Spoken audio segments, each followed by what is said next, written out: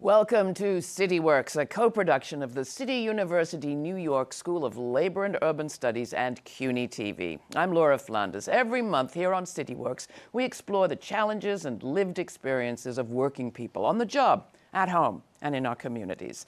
Special thanks to the Murphy Institute at CUNY SLU for co-organizing today's program and making it possible for the live virtual audience to join in. Zohran Mamdani will be the next mayor of New York City, becoming the first Muslim and the first person of South Asian descent, as well as the youngest in over a century to hold that position.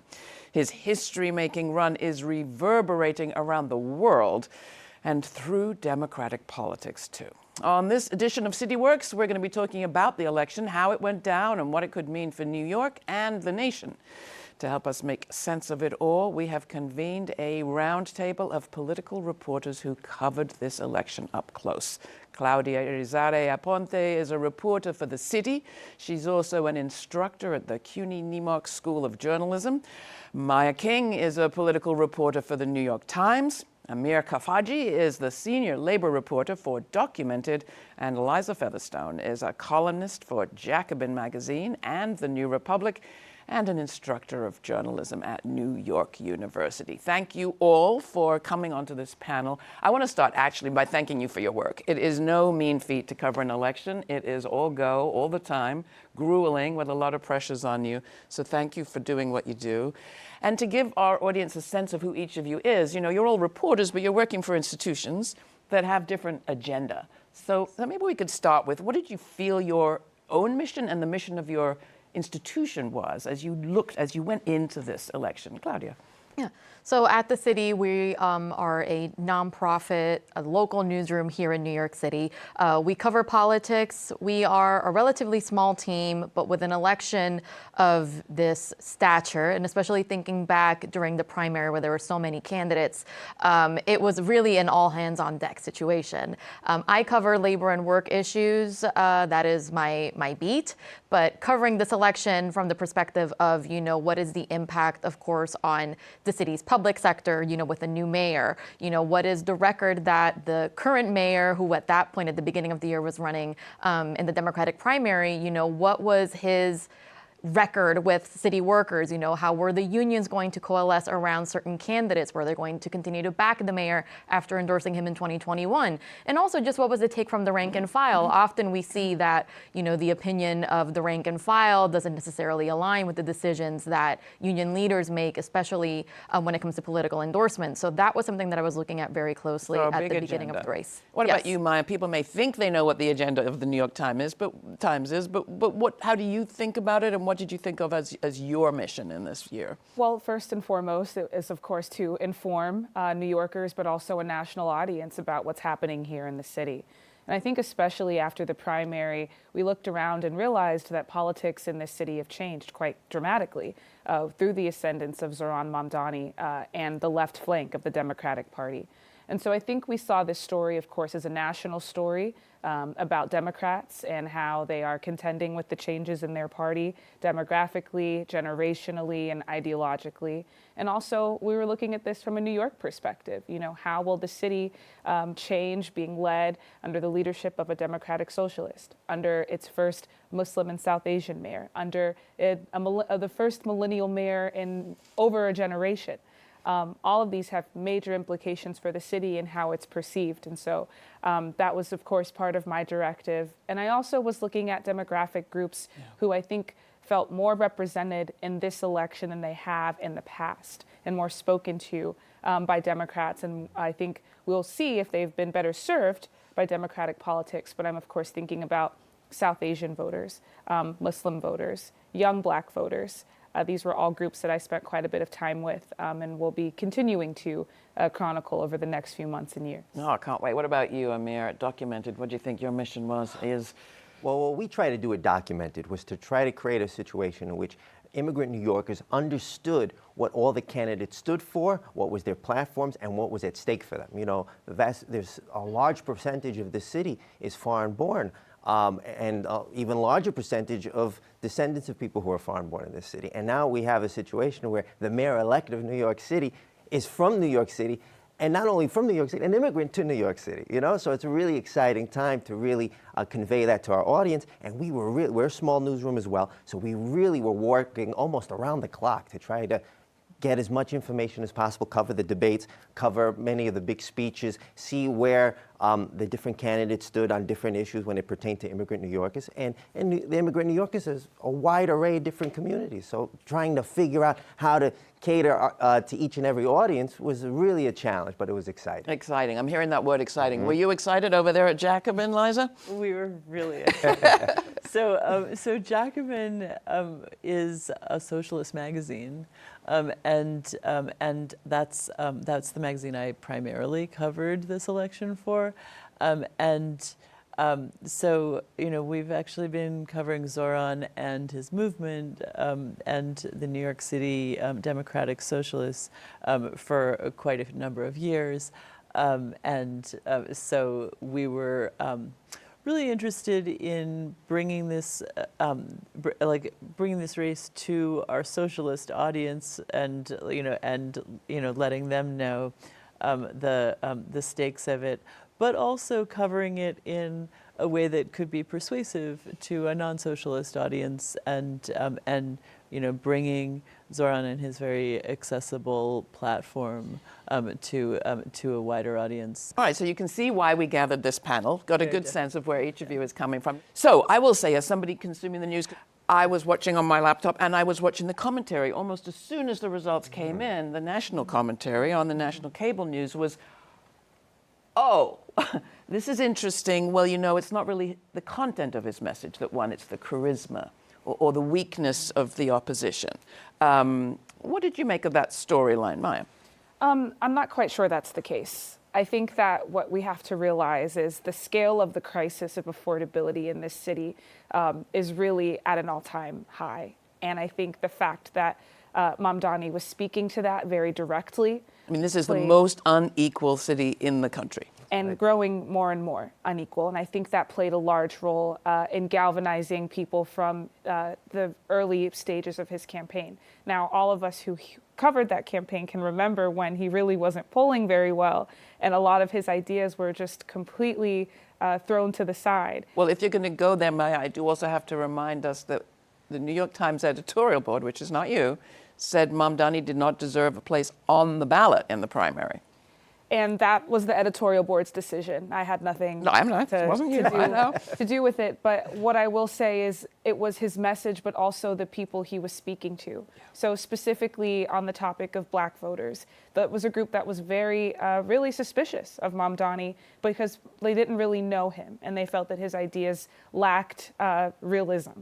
But he also was bringing in black immigrant groups, black Muslim voters, who really felt like, one, they had a shared faith and a shared background as immigrants and as Muslims, but also that they were willing to believe in what he was saying around affordability for their communities, and were willing to have very difficult intergenerational conversations about that. And so it was kind of a mix, I think, again, of message, but also once that momentum started, a lot of other voting groups and people kind of joined, and we saw what ended up being a very novel voter coalition in the end that got him about a 9-point win in the general election and a 12-point win in the primary. Pretty strong performance on both ends. And what about the weakness of the opposition? I mean, there weren't strong candidates. Yeah, I mean, I think I completely agree with what Maya just said. I think another strength of the Mamdani campaign was also their organizing power and their volunteer base. We're talking by the end of combining the primary and the general, 100,000 volunteers, knocking on millions of doors. That kind of ground game cannot be underestimated.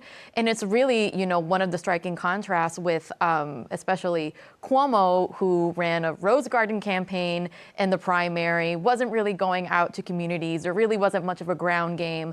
They were relying heavily, or rather the PACs were really the ones paying for advertisements during the general. They started doing a little bit of canvassing, but he really wasn't out there getting his message out to voters, talking to mainstream press. And it really showed the weaknesses of, you know, him as a candidate, because obviously he wasn't going out because he doesn't have Zoran's charisma. He can't really connect. He doesn't really connect with voters the way Mamdani and others like to his left often do. And it really showed in the results in the primary and, of course, in the general. Do you think Amir, that Mamdani would have been so successful if the opposition wasn't so flawed? I mean, you've got Cuomo trailing a history of allegations and corruption, Sliwa, who performed sort of entertainingly but horribly at the polls, and then the incumbent mayor was so unpopular he didn't even run. Well, I think it showed that the mainstream Democratic establishment was very weak. And I think what it also showed was that Andrew Cuomo didn't offer New Yorkers anything other than doom and gloom. He was a candidate that he operated like Count Dracula. He was going around all over the place, and he wasn't giving a message. He was actually selling and trading in Islamophobia and hate, and he was really saying how dangerous the city was. And Zoran, on the other hand, and charisma goes a long way, Laura. He had a wonderful smile. That smile, lights up a TV. It lights up his face. When he says hello to you, you get excited. Yeah. You feel like he really cares. He has this real empathetic nature. And I think voters saw that, and they said, you know what, we'll take a gamble. We'll see. Maybe he'll get one of the things that he said he'll get done. But one of those things would go a long way in improving the lives of New Yorkers. So those things included, of course, the rent freeze, the increase in the minimum wage, the potential free childcare, and transit, attention to transit with free buses. I mean, that was the content agenda. There was more to it than that, but that was the content agenda. I guess, Liza, you want to say it was the content that won the day. Well, no, I think it was all those things that have been mentioned. I mean, I think the content was really important. As Maya mentioned, people are really struggling, if somebody has a concrete plan to address that, and looks at people's suffering and tells them, hey, you deserve better, and it doesn't have to be that way. And then the opposition is like, no, you don't deserve better, and it does have to be that way. I mean, it's really hard to beat. Yeah, and I mean, Laura, you just stating the 4 pillars of his campaign just shows it right there. Like, voters knew at every step of the way exactly what Mamdani stood for, and that speaks to his message discipline, and also just, again, of speaking to the affordability agenda, how much his promises resonated with voters. I mean, voters at the ballot box, I can't think of a single slogan or a single, campaign promise from Andrew Cuomo, but I think anyone can name 1 or 2 of Zoran's pillars: the city-owned groceries, fast and free buses, universal childcare. Go to sleep with the Republicans, something about cats. Right. The other thing, to go back to the sort of national sort of takeaway, the sort of knee-jerk response, was immediately to jump to what's his significance to the Democratic Party. Is he the face of the Democratic Party? Now, he's going to be the mayor of New York. We're going to spend a lot of time today talking about what is he going to be able to do in the city.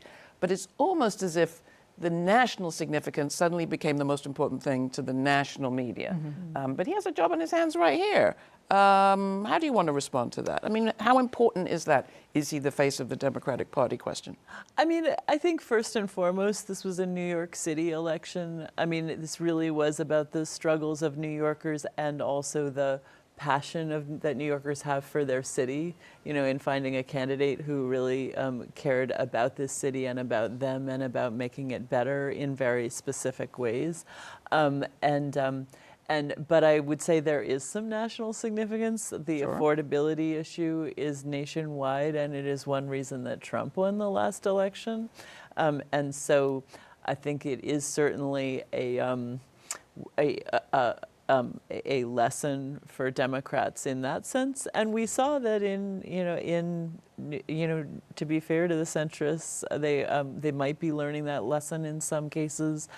In the New Jersey governor's race and in the Virginia governor's race, the winning candidates who were Democrats did emphasize that issue a bit more. So I think that might be that might be one, and that maybe doing the bidding of the billionaires hasn't been working that well for them. Now, Maya, your agenda, your mission is to talk about the national significance. So I can imagine that was a key question there at the Times. But how do you measure the importance of that? I think we have to wait. I'm immediately taken to the 2021 mayoral race, when then Mayor-elect Adams declared himself the Biden of Brooklyn. Yes, and that worked there out were well. conversations about whether or not he would be a contender in a 2024 presidential primary. And we see where we are now in 2025 with kind of a spectacular flame out of his campaign and later his mayoral tenure. So, Mamdani, is he the face of the Democratic Party? I think Republicans will seek to paint him as that. But he is certainly a face. And so I think we have to watch, one, how other Democrats respond to him, whether they seek to kind of follow his lead in some cities and adopt just a more his focus on affordability, which requires a much more ambitious policy response, or if they say, New York is going to do what New York does and we're going to stay over here. I think that's what you see from Abigail Spanberger in Virginia right now, and we'll continue to watch Mickey Sherrill in New Jersey as well. But I think the party, Democrats are in the throes of an identity crisis as it is. And so whether they land on one face or multiple faces is kind of the story, I think, of 2026. What leverage does the left have in this context? If we're thinking about Mamdani and his supporters as the left, what's their leverage against, for example, or with, let's just put it, with the governor, Kathy Hochul, for starters? Yeah, I think there are two things here. Number one is that Zoran does have institutional support for several key items of his agenda. I think chief among them is universal child care. Governor Kathy Hochul has indicated that she supports this, that she in fact would like to see it perhaps at the state level even, and that she's willing to work with Mamdani on it. Now, their one point of disagreement is that she says she does not want to raise taxes even on the wealthiest New Yorkers to make that happen. She says she doesn't want to lose more New Yorkers to Palm Beach, but Zoran has indicated that he's willing, if there are other sources of funding, to use that instead. He also appointed just this week Dean Fullahan as his first deputy mayor. He was, of course, the budget head, the budget czar under Bill de Blasio. He was a key figure in getting universal pre-K passed during de Blasio's first term. And he has a lot of experience on budget issues in Albany. So if anyone can really help him get this done, it's his appointed first deputy mayor. So that's one side of it. I think he's being very savvy in appointing, people who are perhaps ideologically aligned with him, but who have a lot of experience in state and city government to help him achieve his agenda. But then there's also the launch of his political group, just channeling all of his army of volunteers, helping them stay organized during, the transition and during his first term. It's a group, I believe it's called the New Era for New York, kind of like in the model of Bernie Sanders and AOC, who have created similar groups and institutions to kind of keep their base of support organized and help them, again, continue to organize their communities, canvas to help advance his agenda. So he won't be demobilizing his organizers in the way that, for example, Obama did. I think the left has learned the lessons from Obama and his failure to really seize on his historic army of supporters in the 2008 election. So it'll be really interesting to see that, from an executive in New York, from a mayor for the first time. How are you looking at this, Maya? Kathy Hochul, for people that don't know, is up for re-election next year. She has a governor's race. That makes her somewhat vulnerable, but vulnerable to all sorts of different people. Sure, and I think that the other bit of leverage that Zoran's movement has is electorally. He has proven that he can mobilize tens of thousands of people on behalf of a cause that they believe in. Of course, that, again, is very localized to here in New York City, a very New York election. But I don't think that energy is wasted. I don't think it's going anywhere. And I also think that the left feels like it has something to prove. They've taken quite a few losses over the last few years. And I even heard in Zoran's speech on election night a mention of the fact that, this is a moment to prove that the left can actually get things done. Yeah. And so I think they're thinking ahead, not only to figure out, how can they show muscle? How can the left continue to build on this momentum? But also, how can they continue to elect like-minded elected officials who can deliver on these same promises that Zoran is pushing for? Well, I think there's a greater question is how is the left going to hold him accountable? Now that he's going to be the mayor, I think there's plenty to celebrate about him becoming the mayor. But I think we need to also understand that, you know, there's a lot of limitations behind the scenes, and then he's putting a lot of people in his administration that come from the de Blasio administration, and the de Blasio administration had many issues, and many community groups had a lot of issues with the de Blasio administration. So how is he going to govern, and what's that relationship when he doesn't do what he says he's going to do? How is the left going to push him to do those things? And I think that's the question. That's a huge question. And is there a danger of kind of ultra-leftism as he is trying to negotiate with Hochul, for example? In a lot of ways, what a lot of the left groups are focusing on is less a model of holding him accountable and more asking, how do we change the conditions on the ground so that the things that Zoran promised he would do are possible? You know, so because as an individual, even though he is the mayor, which is a very powerful position, he won't be able to do it without a lot of public pressure on other actors in the on the stage, without a lot of pressure on Kathy Hochul, without a lot of continued organizing. You talked about other players on the ground, and you mentioned the election night speech of Zoran Mamdani, and I was very struck that almost immediately upon having mentioned Eugene Debs, socialist candidate, he went on to refer to the era of LaGuardia, the Fiorella LaGuardia in the mid-30s, coming out of the Depression, World War I, World War II. The changes that were able to happen under that administration in the 30s and 40s, the founding of NYCHA, Public Housing Authority, the effort by the city at that time to control prices and utility costs for people coming out of the Depression, and his pledge to make it a 100% union town. That was LaGuardia's promise.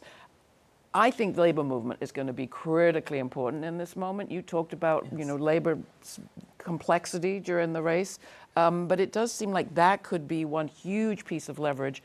But Mamdani is dealing with a very different city than LaGuardia was. I mean, union membership here, I think, is like 1 in 5 workers in New York City, higher than the rest of the country, but still much smaller than it was even in the 70s. I think it was 1 in 3, much smaller than it was in the 1930s and 40s. But LaGuardia did a lot to help unions organize. What actually can a Mayor Mamdani, do? You're a labor reporter, Amir. Well, that's a good question. It's hard to say what any one person in an elected office could do. I do know that when LaGuardia was mayor, there was social movements on the ground pushing for these things. LaGuardia didn't just come in and all this stuff happened. He didn't just build public housing and built all these things because he thought it was a good idea. And immigrant movements too, I should Yeah, there were immigrant movements on the ground. There was a very robust, strong union movement on the ground, a strong socialist movement on the ground, pushing LaGuardia, who was a Republican, to do all these social services. Right now, we have a very different situation, but I do know that if we want the things that Mamdani's promising, is we have to push for these things. We have to have autonomous, organized movements outside of any one elected official pushing for a lot of these things, like NYCHA, for example. Right now, we don't hear even the Zoran campaign talk too much about NYCHA while they're going through a privatization scheme right now. So right there's the greatest housing stock in the United States of truly affordable housing. So people have to push for these things. I think like an unspoken element to all this as well. I mean, you were talking about the union density in New York City. I believe most or at least a large chunk of union members in New York are in the public sector. That's right. They're going to be Zoran's employees. He's going to be their boss. So there's a lot of potential for, you know, uplifting, you know, public sector workers, but also a lot of potential for disappointment. In his first year, he has to negotiate the collective bargaining agreement for DC 37. The UFT.